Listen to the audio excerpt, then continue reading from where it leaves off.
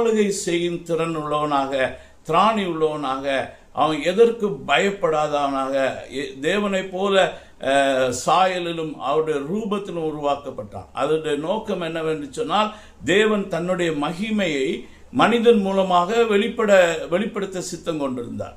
மகிமை என்று சொன்னால் தேவனுடைய மகத்துவங்கள், பெரிய காரியங்கள் எல்லாவற்றையும் தேவன் செய்வது மூலமாக தன்னுடைய மகிமையை முழுமையாக மனிதன் மூலமாக தான் வெளிப்படுத்த தேவன் சித்தம் கொண்டிருந்தார்.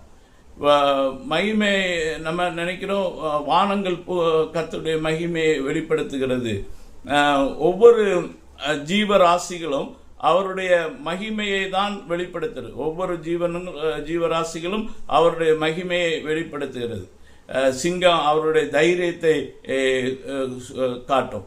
அதே போல காகங்கள் கூட்டு வாழ்க்கை வாழும். பறவையிடத்தில் நீங்கள் கற்றுக்கொள்ளுங்கள் என்று சொல்லுகிறார். எறும்பிடத்தில் போய் கற்றுக்கொள்ள சொல்றார். அவருடைய ஒவ்வொரு ஞானமும் அறிவும் அவருடைய விவேகமும் அவருடைய சிருஷ்டிப்பிலே அவர் செய்திருக்க மகிமைகளை தன்னுடைய சிருஷ்டிகள் மூலம் வெளிப்படுத்துகிறார்.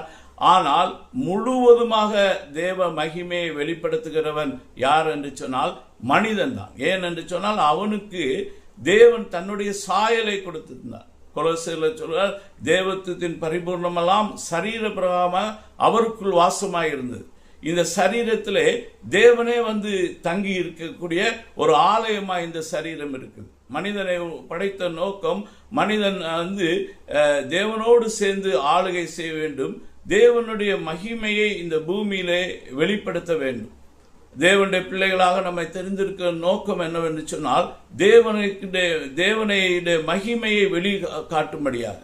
அப்படி என்று சொன்னால் மிகவும் உயர்வான நோக்கத்திலே மனிதனை தேவன் உருவாக்கினார்.